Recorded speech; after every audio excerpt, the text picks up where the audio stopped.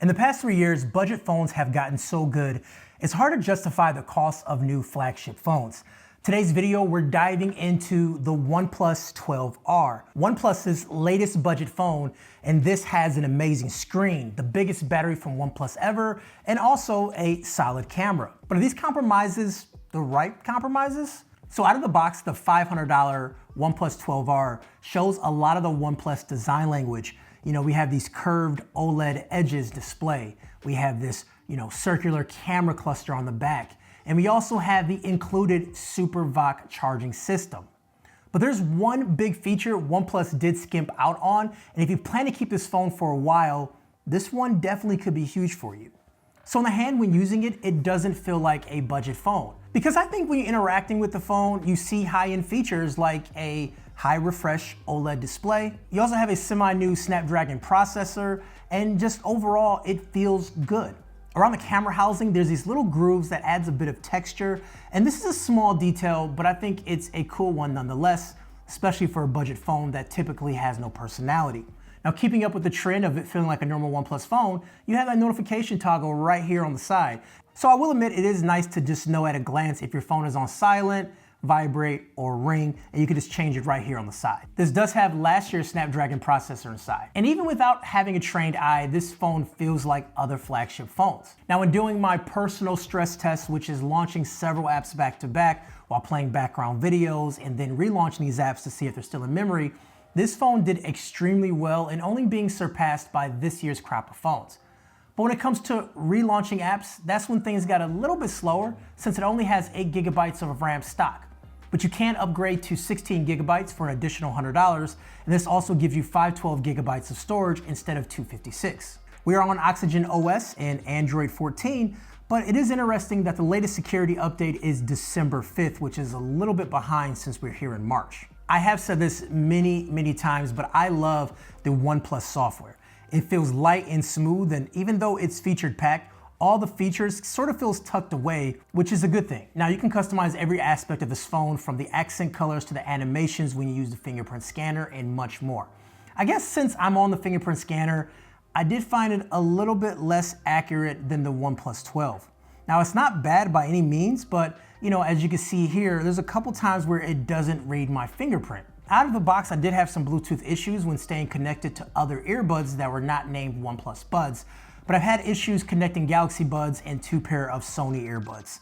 Just some inconsistencies with pairing, which was a little bit difficult. It took a lot of wiggling to get it done, and then also the Bluetooth was sort of cutting out. Now, there was an update to address Bluetooth issues, and during my testing, it seems better, but I did want to mention my initial experience. OnePlus makes a big emphasis on gaming. Their OnePlus 12, they talk about gaming a lot of cool gaming features, and this phone actually has a Genshin Impact edition too, which I did an unboxing for on my channel already. But to be honest, this is where the difference between this and a more expensive phone comes into play. And there's a couple of things. So number one, the audio isn't as thumpy as more expensive phones. So in gaming, when you hear little sounds and those things that draw your attention to certain aspects, on this phone, you don't have that. But it doesn't take away from a gaming experience, but it's just not fully immersive.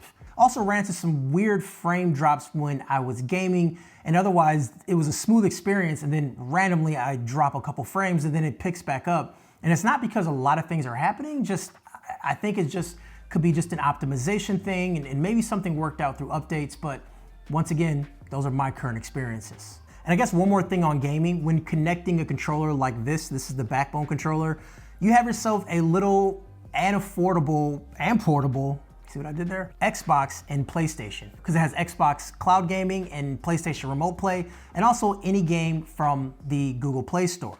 So you have this affordable device, you have this nice controller, you put those things together and you got solid gaming for a very affordable price. I will say the display is very immersive. It's 120 Hz, 6.8 inches of OLED goodness, and as expected, this thing has amazing colors and sharpness. What's even more shocking is that a phone that is more so budget has a brighter display than one of the most expensive phones, which is the S24 Ultra in bright daylight. Now, sliding over the camera, this is where we can separate the contenders from the pretenders. This phone brings 50 megapixels, 48 and 64 megapixels. And now we're moving over to the camera section.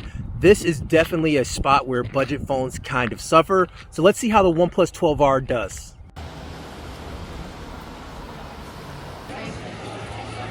No freaking way.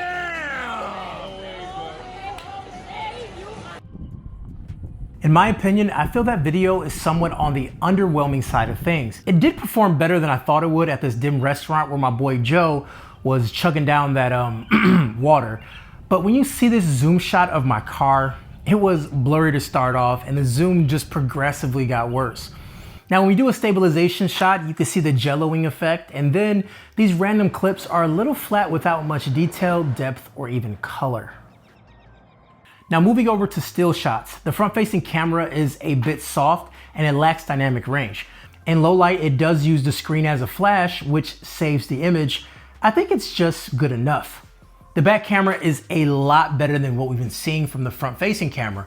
Colors are better, it has a bit more detail, and these images can show a bit of life. The sky's a bit gray, but actually this is how it looked. Otherwise, dynamic range was spot on. This camera does shockingly well in low light, and I have no problems taking these photos in a dim restaurant as long as my subject was staying somewhat still. This phone has a 5400 milliamp battery, which is the biggest OnePlus battery we've ever seen, but that does not last as long as the regular OnePlus 12 since the chip is not as efficient. But this phone does last all day and is still up there as better than average. But I think what's more important is that you can juice it back up pretty quickly with just 30 minutes of charging from 0 to 100 with the included SuperVac 80-watt charger. And I guess the one big thing is if you plan to keep this phone for a very long time, OnePlus is not promising the same length of updates as they promised for the OnePlus 12. You know, a lot of companies are now offering 7 years of updates, so that's something definitely to be mindful of. This is definitely a great offering from OnePlus, but it begs the question, should you pay a few $100s more for a true flagship killer in the OnePlus 12?